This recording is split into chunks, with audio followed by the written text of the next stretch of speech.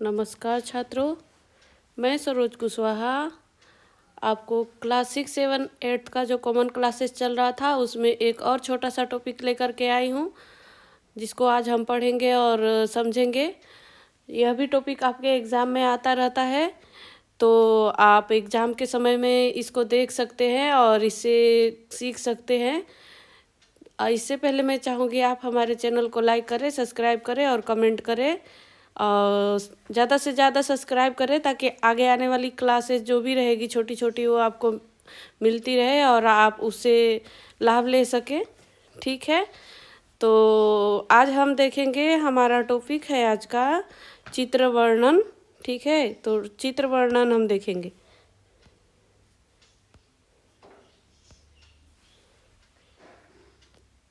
देखेंगे कि चित्र वर्णन क्या होता है। ठीक है,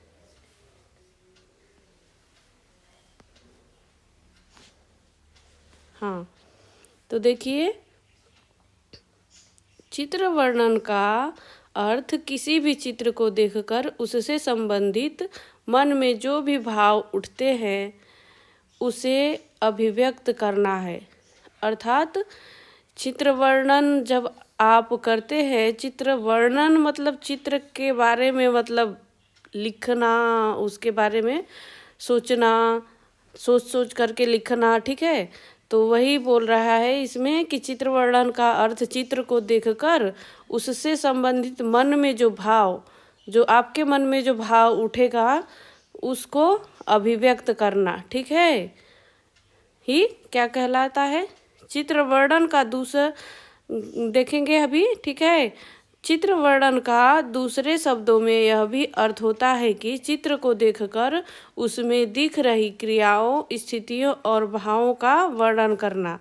अर्थात वही बात हुई कि चित्र को देखेंगे और जो जो क्रिया उसमें हो रही होगी उसको, और जो भी स्थिति होगी, जो भी भाव दे रहा होगा चित्र, वह जो है आप अपने भावों को जो है चित्र के अनुसार वर्णन करेंगे, लिखेंगे। ठीक है, कि क्या क्या है चित्र में, कैसा है चित्र में, क्या क्या दर्शाया गया है और किस तरह का उसमें वातावरण है, क्या है। ठीक है, तो ये सब चीज़ें आप उसमें देखेंगे और लिखेंगे चित्र में। ठीक है, तो ये रहा आपका। ठीक है, चित्र वर्णन का परिभाषा। आशा करती हूँ चित्र वर्णन का परिभाषा तो आपको समझ में आ गया होगा कि चित्र वर्णन क्या कहलाता है। ठीक है, आगे चलेंगे, देखेंगे कि चित्र वर्णन कैसे करें। ठीक है, तो यह हम देखेंगे कि चित्र वर्णन को कैसे करें। ठीक है, तो चित्र वर्णन करने के लिए अपनी सोच को क्या करना चाहिए, क्रिएटिव करने की ज़रूरत होती है, क्योंकि अपने भावों और विचारों को जितना अच्छे से हम क्या कर पाएंगे, बता पाते हैं, उतना ही अच्छा हमारा चित्र वर्णन होता है। ठीक है, जो जानिए यह कैसे करते हैं। अब यह जो था बता रहा था कि चित्र वर्णन को करने के लिए आपको क्या करना पड़ेगा, क्रिएटिव रहना पड़ेगा। क्रिएटिव रहने की ज़रूरत है, नई नई चीज़ों को सोचना, विचारों को, और उसको सोच करके मतलब लिख पाना, बता पाना। ठीक है, उस चीज़ में मतलब आपको थोड़ा एक्टिव रहना पड़ेगा। ठीक है, और पहला हम देखेंगे कि ये क्या है इसमें टॉपिक। तो पहला टॉपिक है आपका, पहले चित्र को अच्छी तरह से देख लेना चाहिए। जो भी चित्र रहेगा, चित्र वर्णन को, उसको आपके पेज पे दिया रहेगा जो भी चित्र, उसको आपको ध्यान से देखना होगा कि क्या दिया हुआ है। ठीक है, और जो भी बातें आपको चित्र के अंदर दिख रही हो उन्हें सबसे पहले अलग अलग से लिख लेना चाहिए। अर्थात जो भी चीज़ दिख रहा हो, जैसे कि कोई बस दिख रहा हो, कोई तितली दिख रही हो, कोई पेड़ दिख रहा हो, कोई झूला दिख रहा हो, कोई, ठीक है, कोई मेडिकल स्टोर दिख रहा हो, इस तरह का मतलब अगर जो कोई चित्र दिया हुआ है, जैसा भी चित्र दिया हुआ हो और उसमें जितनी भी सारी चीज़ें हैं उसको क्या करना है, पहले उन चीज़ों का नाम आपको लिख लेना है। ठीक है, अलग अलग करके।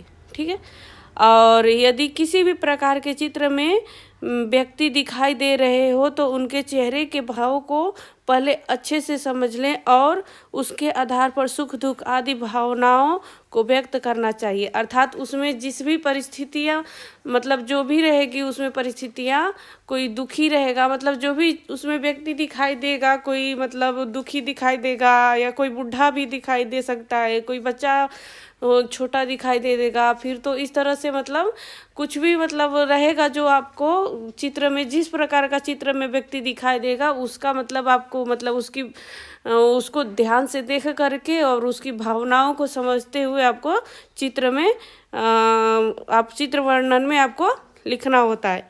अब देखेंगे हम, यदि किसी भी चित्र के अंदर महापुरुष या चर्चित व्यक्ति का चित्र हो तो उस व्यक्ति के प्रति निजी विचारों और उनसे संबंधित भावों को प्रस्तुत किया जा सकता है।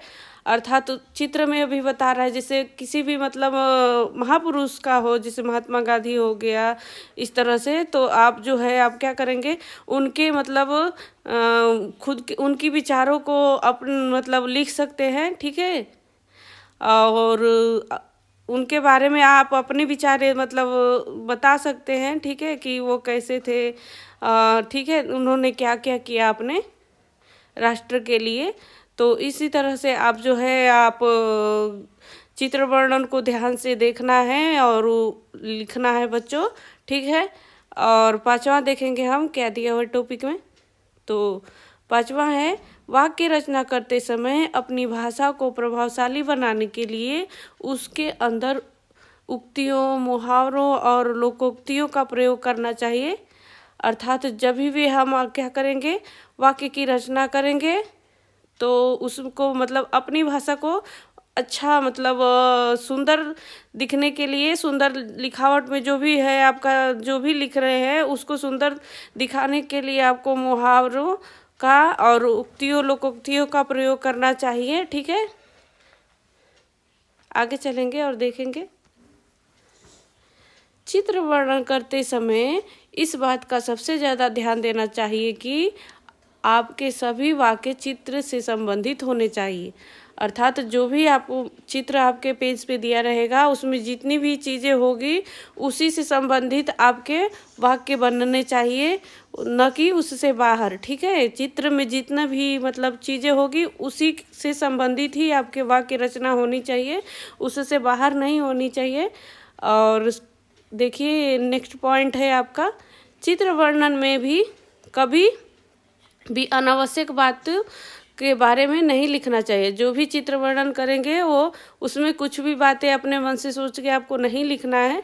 जितनी बातें चित्र में दिखाई गई हो, जिस भी प्रकार का उसमें माहौल पैदा हो रहा हो, जिस भी प्रकार की भावनाएं आ रही हो, जो भी वातावरण बन रहा हो, बस उतना ही लिखना है आपको, न कि अनावश्यक बातें कुछ भी उसमें नहीं लिख देना है, ठीक है। और नेक्स्ट देखेंगे हम, चित्र वर्णन कभी भी ज़्यादा बड़ा नहीं होना चाहिए।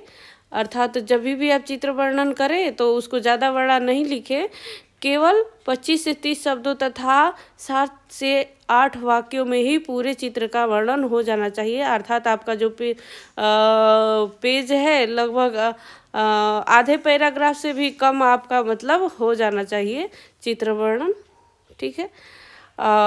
चित्र में जितनी भी और कोई भी चीज़ें दिख रही हो सभी के बारे में वर्णन होना चाहिए। अर्थात मतलब जितनी भी चीज़ें दिख रही हो, घास दिख रहा हो, चींटी दिख रहा हो, हर छोटी से छोटी चीज़ों को उसमें ध्यान देना होता है कि कुछ भी चीज़ें ऐसी है जो छूट नहीं रही हो, तो उस चीज़ों को मतलब ध्यान में रखते हुए आपको चित्र वर्णन करना चाहिए।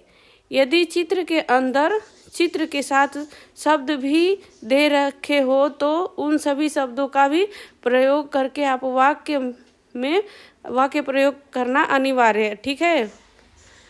अर्थात कोई भी चित्र दिखाई दे रहा है उसमें कुछ लिखित मतलब हो, कोई जैसे मेडिकल स्टोर हो तो उसमें कुछ लिखा हो या मतलब कुछ भी, तो आप उसको मतलब लिखा हुआ जो चीज़ है उसको ज़रूर अपने चित्र में वर्णन करना चाहिए, चित्र वर्णन में ज़रूर लिखना चाहिए, ठीक है। और आगे चलेंगे देखेंगे,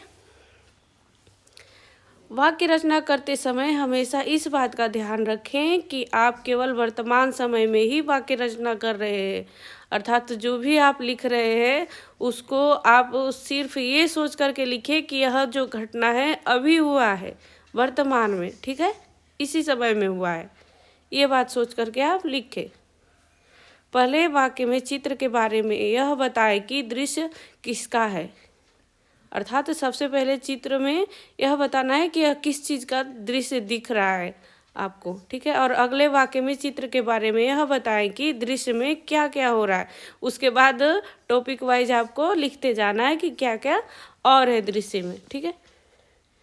आगे चलेंगे, देखेंगे हम कि चित्र वर्णन के कुछ उदाहरण भी हम देख लेंगे कि चित्र वर्णन के उदाहरण देख करके हम और अच्छे से उसको हम सीख पाएंगे उदाहरण के माध्यम से, ठीक है।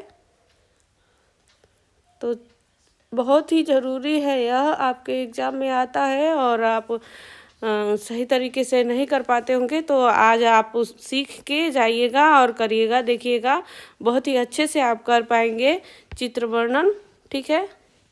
तो देखिए यहाँ पे देखिए, इस पूरे चित्र को आप अपने माइंड में सेव कर लीजिए और देख लीजिए कि क्या क्या दिखाई दे रहा है, ठीक है। तो इस बात को आप देख लीजिएगा, ठीक है। इसमें जैसे पेड़ दिखाई दे रहा है यहाँ पे, ठीक है, कुछ पशुएं हैं जो इधर तालाब में दिखाई दे रहे हैं, फिर इधर एक जो है यहाँ पे एक मनुष्य भी है, यहाँ पे क्या है कि कपड़े सूख रहे हैं और यहाँ पे कपड़े धोया जा रहा है, ठीक है। तालाब दिखाई दे रहा है, ये सब चित्र है इसमें। तो इसके बारे में हम अब वर्णन करेंगे और देखेंगे कि क्या हो रहा है चित्र में, ठीक है। तो हम चित्र वर्णन करना सबसे पहले शुरू करेंगे। तो सबसे पहले हम अभी बताया गया था कि पूरे चित्र को देख करके और उसके बारे में पहले हम उस दृश्य के बारे में हम लिखेंगे, ठीक है। तो प्रस्तुत चित्र में जल प्रदूषण को प्रभावित करने वाली स्थिति को दर्शाया गया है। अर्थात देखो, जल के अंदर पशुएं भी हैं और ये कपड़े भी धो रहे हैं, ठीक है। तो ये क्या है, जल है। तो क्या किया गया है, जल को दूषित करने को मतलब यह दर्शाया गया है स्थिति। इस चित्र में एक व्यक्ति कपड़े धो रहा है, कुछ जानवर नहा रहे हैं, नाले का पानी नदी में गिर रहा है, ठीक है। एक नाला है और उसका पानी कहाँ जा रहा है, नदी में गिर रहा है, ठीक है। और कारखानों से निकलने वाला रसायन आदि अपशिष्ट पदार्थ भी नदी में गिर रहे हैं, ठीक है। हम सभी जानते हैं कि इन सब से नदी का पानी दूषित होता है। जल के बिना मनुष्य का जीवन संभव नहीं है और नदियों का जल जो है क्या है, मुख्य स्रोत है, ठीक है। नदियों के जल को प्रदूषित होने से बचने के लिए हमें समय रहते ही अपनी गलतियों को सुधारना होगा, अन्यथा इसके दुष्प्रभाव बहुत भयानक होंगे। यह जो है ये पूरे चित्र में यह वर्णन किया गया है, ठीक है। और आगे देखेंगे, एक और है, ठीक है, एक और दृश्य है, इसके बारे में भी हम पहले इस दृश्य को देखेंगे और ध्यान से इसमें क्या क्या चीज़ें हैं उसको हम आप लिख लेंगे कहीं। जैसे यह गाड़ियां हैं, वाहन हैं, ठीक है। और यह जो है एक बूढ़ी दादी माँ है, एक छोटा मतलब उनके साथ एक बच्चा है, बूढ़ी माँ डंडा ली हुई है और रोड क्रॉस कर रही है, इस तरह का वातावरण दिखाया गया है, ठीक है। तो ये सब चीज़ें आपको ध्यान में देख लेना है, फिर उसके बाद से लिखना है आपको, ठीक है। तो सबसे पहले पूरे दृश्य के बारे में कि इस दृश्य में क्या दिखाया गया है इसको हमको लिखना होता है। तो यह दृश्य किसी महानगर के चौराहे का है, ठीक है। जिस तरफ से चारों तरफ से रास्ता जाता है, ठीक है, उसको चौराहा बोलते हैं। तो वह जो है क्या है, किसी चौराहे का है। और उसके बाद से देखिए, लाल बत्ती होने के कारण गाड़ियाँ रुकी हुई हैं। यह जो लाइट दिख रहा है वह अभी रेड लाइट जल रही है, तो आपको ये गाड़ियाँ सारी क्या हुई है, रुकी हुई है। फुटपाथ पर एक बच्चा एक वृद्ध महिला को सड़क पर पार करवा रहा है, ठीक है। एक जो ये वृद्ध महिला है उनको यह बच्चा जो है सड़क क्रॉस करवा रहा है, ठीक है। एक व्यक्ति अपने स्कूटर को आधे फुटपाथ पर ले आया है, इसको ज़्यादा मतलब जल्दी है। यह जो है महाशय अपने स्कूटर को क्या किए हैं, आधे रोड पे लेकर के आ गए हैं। ठीक है, यह नियम के विरुद्ध है। यह क्या है, नियम के विरुद्ध है। यातायात के लिए बनाए गए नियमों का पालन न करने से ही दुर्घटनाएं होती है। अर्थात जो भी आपका यातायात के लिए नियम बनाए गए हैं तो उसका पालन नहीं करेंगे तो ही ज़्यादा दुर्घटनाएं होने का संभव रहता है। तो उसको नियम को पालन करना चाहिए। ठीक है, बहुत ही ध्यान से कि लाइट को देख करके अपनी गाड़ियाँ चलानी चाहिए। कुछ लोग हरी बत्ती होने का इंतज़ार नहीं करते और गाड़ी दौड़ा कर ले जाते हैं। कुछ लोग क्या करते हैं कि इंतज़ार नहीं कर सकते थोड़ी देर के लिए और गाड़ी दौड़ा करके लेके जाते हैं, तो फिर कोई सामने से गाड़ी आ जाएगी और एक्सीडेंट हो जाएगा। तो ऐसा करते समय गाड़ियाँ परस्पर टकरा जाती है। ठीक है, देखो, और दुर्घटना हो जाती है और दुर्घटना हो जाता है। ठीक है, अतः वाहन चलाते समय यातायात के नियमों का पालन करना चाहिए। जब भी आप गाड़ी चला रहे हो तो यातायात के नियम का मतलब जो भी है ट्रैफिक रूल, उसको आपको फॉलो करनी चाहिए। ठीक है, इस तरह से आपका ये चित्र में बताया गया था बच्चों। तो इसी तरह से आपका कुछ भी चित्र दे सकता है जो आपको ध्यान में देखना होगा और देख करके उसके बारे में आपको लिखना होगा। ठीक है, आज के लिए बस इतना ही। धन्यवाद। आप ज़्यादा से ज़्यादा मेरे क्लास को लाइक करें, अच्छा लगे तो कमेंट करें। चलिए।